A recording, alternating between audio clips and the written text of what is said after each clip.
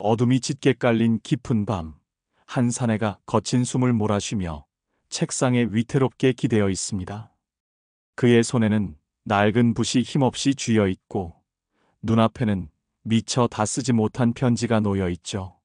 창밖에서는 비바람이 몰아치고 그의 흐릿한 시야 너머로 과거의 환영들이 마치 주마등처럼 스쳐 지나가고 있습니다. 가슴을 후벼 파는 그리움, 뼛속까지 파고드는 회한, 그리고 끝내 이루지 못한 꿈들이 파노라마처럼 펼쳐집니다. 이 사내는 바로 정약용이었습니다. 조선의 22대 임금 정조대왕이 목숨보다 아꼈던 신하, 시대를 천년은 앞서간 천재였죠. 그의 마지막 길목에서 그를 다시 찾아온 것은 과연 영광이었을까요? 아니면 씻을 수 없는 한이었을까요? 시간은 거슬러 올라 정약용이 22살의 젊은 나이로 과거에 급제하여 처음으로 왕을 뵙던 날로 향합니다. 수많은 합격자들이 고개를 조아린 채 감히 왕의 얼굴을 쳐다보지 못하고 있을 때였죠. 대전 안에는 긴장감이 팽팽히 감돌았고 모두가 숨죽여 엎드려 있었습니다.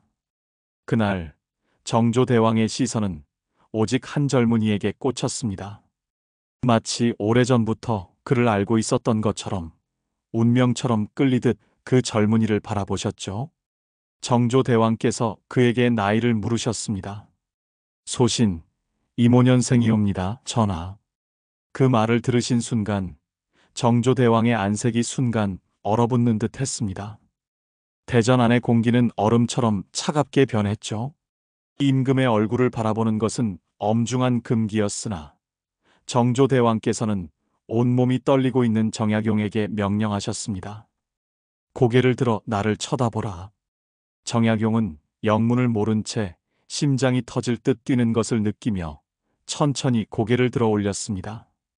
그의 시선이 정조대왕의 눈과 마주치는 순간 묘한 기류가 대전 안을 가득 채웠으니 정조대왕의 눈빛에는 깊은 슬픔과 간절한 기대, 그리고 형언할 수 없는 애틋함이 뒤섞여 있었습니다. 마치 천년을 찾아 헤매던 무언가를 마침내 발견한 듯한 눈빛이었죠. 그때 정조대왕의 머리를 스친 것은 뒤주 속에서 억울하게 죽어간 아버지 사도세자의 기일과 정약용의 생일이 며칠 차이 나지 않는다는 사실이었습니다. 하늘이 자신을 불쌍히 여겨 보내주신 인재라 여기며 정조대왕께서는 그 젊은 얼굴에서 빛나는 예사롭지 않은 총명함을 보셨습니다. 아범아마, 소자에게 이런 인재를 보내주셨나이까. 눈시울이 뜨거워지는 것을 애써 참으시며 정조대왕께서는 속으로 되뇌셨습니다. 그 특별한 첫 만남 이후 정약용은 정조대왕의 총애를 한 몸에 받게 됩니다. 낮에는 정무를 함께 논하고 밤에는 학문을 나누며 때로는 술잔을 기울이기도 했으니 정조대왕에게 정약용은 마음을 터놓고 나눌 수 있는 유일한 벗이자 돌아가신 아버지의 혼이 깃든 듯한 소중한 존재였죠. 정조대왕께서 가장 염원하던 일, 즉 비극적으로 죽은 아버지 사도세자의 묘를 최고의 명당으로 옮기는 대역사가 시작되었습니다. 수원의 명당으로 묘를 옮기기 위해서는 거대한 한강을 건너야 했으나 당시 한강에는 다리 하나 없었습니다. 수천 명의 인원이 건너야 할 묘역과 행차, 무엇보다 임금의 안전까지 보장해야 하는 막중한 임무였죠. 조정의 대신들은 한강의 물살이 험하여 감히 다리를 놓기 어렵다며 모두가 머리를 조아리며 불가함을 아뢰었습니다. 그때 정약용이 나섰습니다. 소신에게 한 가지 묘책이 있사옵니다, 전하. 그의 목소리는 떨렸지만 눈빛만은 확신에 차 있었습니다. 수많은 배를 한강의 일렬로 이어붙여 다리를 만들겠다는 것이었죠. 조정의 신하들은 배로 다리를? 그런 무모한 하며 수군거렸습니다. 하지만 정조대왕께서는 정약용의 눈을 보셨으니 그 눈빛에는 거짓이 없었습니다. 그대가 할 수 있겠는가? 정약용 소신, 목숨을 걸고 해내겠나이다, 전하. 정약용은 직접 배다리, 즉 주교의 설계를 맡아 수십 척의 큰 배를 정확하게 배치하고 튼튼한 닷과 쇠사슬로 고정했습니다. 밤낮을 가리지 않고 한강가에서 뛰어다녔으니 손은 물집으로 터지고 몸은 녹초가 되었지만 그는 멈추지 않았습니다.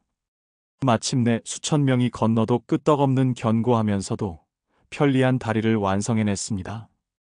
이 주교 위로 정조대왕의 능행이 성공적으로 이루어졌습니다.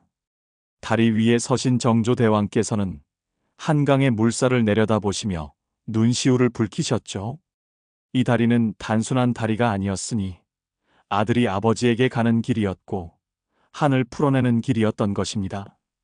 과연 그대는 하늘이 내게 보낸 제주꾼이로다. 아니, 제주꾼이 아니라 하늘이 내게 보낸 아들이로다. 정조대왕의 목소리가 떨렸고 정약용은 주체할 수 없는 눈물을 흘리며 고개를 숙였습니다. 이 일로 정약용은 정조대왕의 최측근이 되었죠. 하지만 그들의 각별한 관계는 조선의 여러 신하들 사이에서 부러움과 시기의 대상이 되어갔습니다. 궁궐 구석구석에서 들려오는 수군거림은 훗날 닥쳐올 거대한 파국의 서막을 알리는 불길한 징조였습니다. 그러나 영원할 것 같던 군신 간의 특별한 인연은 단 한순간에 산산이 부서집니다. 마치 태풍이 지나간 뒤의 고요처럼 혹은 폭풍전야에 숨막히는 정적처럼 궁궐을 덮친 비보가 모든 것을 뒤흔들었으니 바로 정조대왕의 갑작스러운 승하였습니다. 향년 47세. 그날 밤 정약용은 땅이 무너지는 듯한 비명을 질렀습니다. 전하, 전하.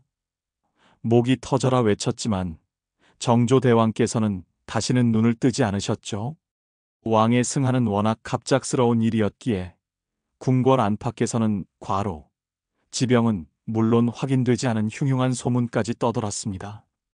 하지만 그 어떤 소문도 정약용에게는 위로가 될 수 없는 그의 세상이 송두리째 무너져 내린 순간이었습니다. 며칠 동안 정약용은 눈물도 밥도 잠도 제대로 이루지 못했습니다. 그저 넋나간 사람처럼 빈 궁궐 복도를 헤매고 다녔죠. 든든했던 왕의 그늘이 사라지자 그동안 정약용을 시기하고 질투했던 반대파들, 즉 노론 벽파는 마치 기다렸다는 듯이 날카로운 칼날을 세웠습니다. 정조대왕의 총애를 받던 정약용은 하루아침에 끈 떨어진 연신세가 되었으니 조정의 공기 무게는 그를 죄어오는 듯 무거웠습니다. 노론 벽파의 신하들은 목소리를 높였습니다. 역적의 무리와 어울려 서학을 논하던 자가 어찌 조정에 발붙일 수 있단 말이오. 조정 대신 이 노론 벽파 선왕의 총애를 등에 업고 교만함이 하늘을 찔렀으니 마땅히 벌을 받아야 할 것입니다. 왕을 잃은 허탈함에 끝없이 이어지는 견제에 정약용은 속이 끓어올라 입술을 지그시 깨물었습니다. 결국 정약용은 벼슬에서 물러나 정조대왕과의 추억이 가득한 한양을 뒤로한 채 고향인 남양주로 쓸쓸히 발걸음을 돌렸습니다. 대궐 문을 나서는 그의 뒷모습은 한없이 초라했고 어깨는 축 처져 있었습니다. 하지만 그의 평화는 오래가지 못했습니다. 그를 향한 거대한 숙청의 칼날이 밤의 장막 아래에서 조용히 움직이기 시작했던 것입니다. 해가 뜨기도 전 어둠이 짙게 깔린 새벽이었습니다. 정약용의 집 문이 거칠게 박살나며 무장한 포졸들이 들이닥쳤으니 왕명이시다. 역적 정약용, 당장 나와라. 이 포졸들은 다짜고짜 정약용을 끌어내어 체포하기 시작했습니다. 이게 무슨 일이옵니까? 소인이 무슨 죄를 지었단 말이옵니까? 문 앞에서 주저앉아 통곡하는 아내의 비명이 찢어질 듯 들렸습니다. 서방님, 서방님, 이게 무슨 일이옵니까? 제발, 제발 우리 서방님을 데려가지 마시옵소서. 어린 자식들은 아버지의 옷자락을 붙잡고 목 놓아 울었으나 포졸들은 냉정하게 아이들을 떼어냈습니다.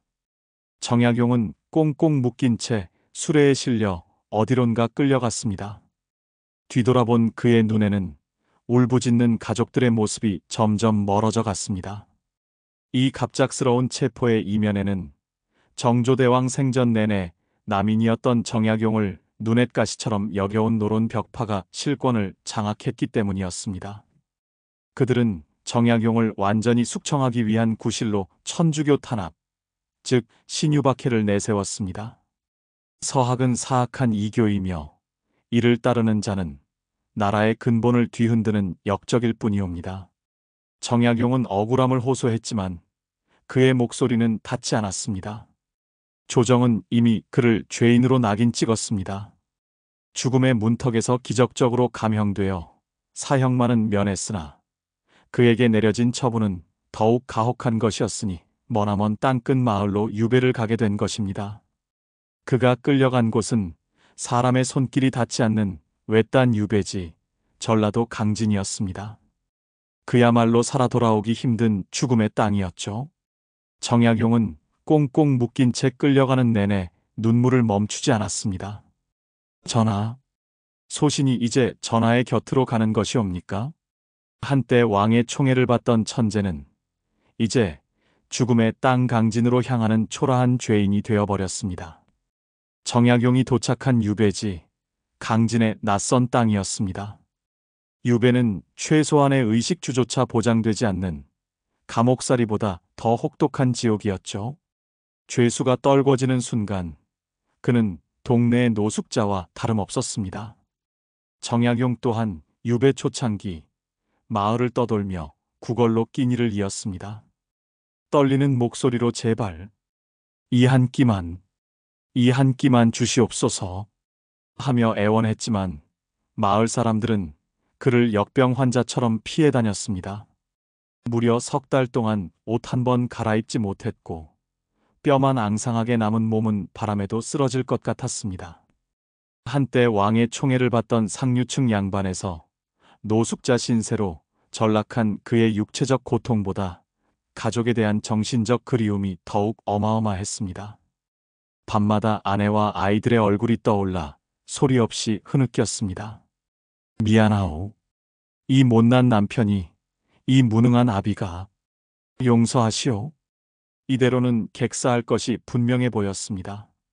그러던 어느 날 꾀죄죄한 행색의 그에게 한 주막 할머니가 말을 걸어왔습니다. 젊은 양반, 자네 이대로 길바닥에서 객사할 셈인가? 내 비록 가진 것 없어도 사람 도리는 해야지. 이리 와서 하룻밤이라도 편히 쉬게나. 정약용은 할머니의 손을 붙잡고 목 놓아 울었으니 이곳에 와서 처음으로 사람의 온기를 느낀 순간이었습니다. 할머니의 온기 어린 손길은 죽어가던 정약용의 영혼에 생명의 불씨를 다시 지폈죠. 누우면 두 다리조차 뻗을 수 없을 만큼 협소한 방이었지만 자신만의 공간이 생겼다는 것만으로도 그는 눈물 나도록 행복했습니다. 그러나 1년이 지난 어느 날 할머니가 그에게 꾸짖음을 던졌습니다. 어찌 이 귀한 인생을 이리 헛되게 살고 있는가? 한양에서 똑똑한 일을 하다 왔으면 제자라도 가르쳐야 하지 않겠는가? 할머니가 놓고 간 제일 좋은 종이와 붓은 죽어가던 천재의 영혼에 다시 불을 지피는 작은 총성처럼 울려 퍼졌습니다. 정약용은 정신이 번쩍 들었습니다. 맞소이다. 나는 이러고 있을 사람이 아니지 않소? 이 작은 쪽방에서 조선의 가장 위대한 지성이 부활을 준비하기 시작했습니다. 그날부터 정약용은 유배지에서 본격적으로 학문을 갈고 닦기 시작했습니다. 그의 소문은 마을 내에 퍼져나갔고 신분과 성별을 가리지 않고 배움을 청하러 오는 이들까지 생겨났죠. 정약용은 주막 쪽방을 나와 산중턱의 작은 초갓집, 바로 다산초당을 짓고 독립했습니다. 하지만 외딴 산골에 자리 잡은 다산초당에 대해 심상치 않은 소문이 돌기 시작했습니다. 마을 사람들은 정약용이 여자에 빠져 매일 기생들이 드나든다더라. 밤늦도록 여자들의 웃음소리가 끊이지 않는다지 않소? 하며 수군거렸습니다. 이 망측한 소문은 할머니의 귀에까지 들어갔고 할머니는 분노로 온몸을 떨며 정약용의 초갓집을 찾아갔습니다. 산길을 헐떡이며 올라간 할머니의 얼굴은 노기로 붉게 달아올라 있었습니다. 이 양반아, 유배지에 와서 정신을 차리라 했더니 오히려 망측한 짓만 하고 있단 말인가. 잔뜩 화가 난 할머니가 초가집 문을 벌컥 열었을 때 그녀가 목격한 광경은 전혀 예상치 못한 것이었습니다. 집안에는 수많은 여인들이 북적거리고 있었지만 그들은 기생이 아니었습니다. 소박한 옷차림에 손에는 책을 들고 진지한 표정으로 정약용의 강의에 귀 기울이고 있었으니 그들은 다름 아닌 정약용의 제자들이었습니다. 황상과 같은 천민 출신 제자부터 양반과 여인까지 포함하여 정약용은 성별과 신분, 나이를 가리지 않고 실하게 귀한 가르침을 베풀고 있었던 것입니다. 주막 할머니 눈물 어린 감탄내가 내가 큰 오해를 했구나. 이 양반아, 어찌 이리 고결한 일을. 할머니의 얼굴에 드리웠던 분노는 이내 깊은 감탄과 미안함으로 변했습니다. 그는 소문에 현혹되어 위대한 학자의 진심을 오해했음을 깨달았죠. 정약용은 비록 몸은 강진에 갇혔으나 그의 지성과 열정은 온 세상을 자유롭게 유영하고 있었습니다. 이곳에서 정약용은 무려 18년 동안 제자들을 교육하고 책을 쓰며 불멸의 학자로 거듭나기 시작했습니다. 그의 붓이 만들어낸 거대한 지식의 폭풍이 곧 조정의 부패를 뒤흔들게 될 것입니다. 유배지에서의 18년은 정약용에게 단순한 고난의 기간이 아니었습니다. 그것은 고난을 통해 진정한 깨달음을 얻고 스스로를 완성해가는 치열한 수행의 시간이었죠. 그는 다산초당에서 500권이 넘는 책을 집필하며 역사의 길이 남을 위대한 저서들을 남겼습니다. 백성을 다스리는 도리를 담은 목민심서와 억울한 죄인을 구제하려는 간절한 염원이 담긴 흠음신서가 바로 이때 완성되었습니다. 그가 글을 쓰는 이유는 오직 하나였으니 스승이자 운명적 동반자였던 정조대왕의 못다 이룬 꿈을 자신이 대신 이어나가겠다는 숭고한 결의였습니다. 정약용은 고독한 시간을 지식과 지혜로 가득 채웠습니다. 억겁과 같던 18년의 세월이 흐르고 마침내 유배령이 해제되었으니 정약용은 늙은 몸을 이끌고 정조대왕과의 추억이 서린 고향 남양주로 돌아왔습니다. 그의 나이 57세였죠. 머리는 백발로 변했고 등은 굽어졌으나 그의 눈빛만은 여전히 학자의 예리함과 인간의 따뜻함을 동시에 품고 있었습니다. 고향집 마루에 앉은 정약용은 나지막이 중얼거렸습니다. 전하, 소신이 이제야 전하께 떳떳하게 돌아왔사옵니다. 그는 더 이상 과거의 영광이나 비극에 얽매이지 않는 평온함을 찾은 듯 했습니다. 그가 이룩한 학문의 성과는 그를 둘러쌌던 모든 고통과 오해를 넘어 시대를 관통하는 진정한 가치로 인정받았습니다. 그의 삶은 고통의 강물 위에서 피어난 한 떨기 연꽃처럼 고귀하고 아름다웠으니 세상의 모든 번뇌를 잠재우는 듯 했습니다. 이제 남은 것은 영원한 안식과 마지막 깨달음뿐이었습니다. 정약용은 74세의 노인이 되어 세상을 떠나기 며칠 전 극심한 두통과 노쇠함으로 책조차 제대로 읽기 힘들었습니다.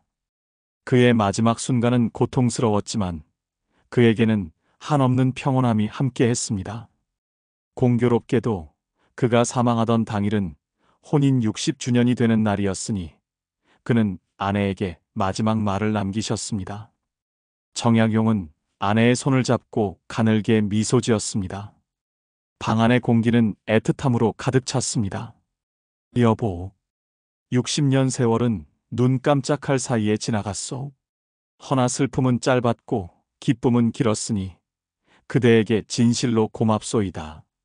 고생 많았소. 그 말을 끝으로 정약용은 영원히 붓을 놓았습니다.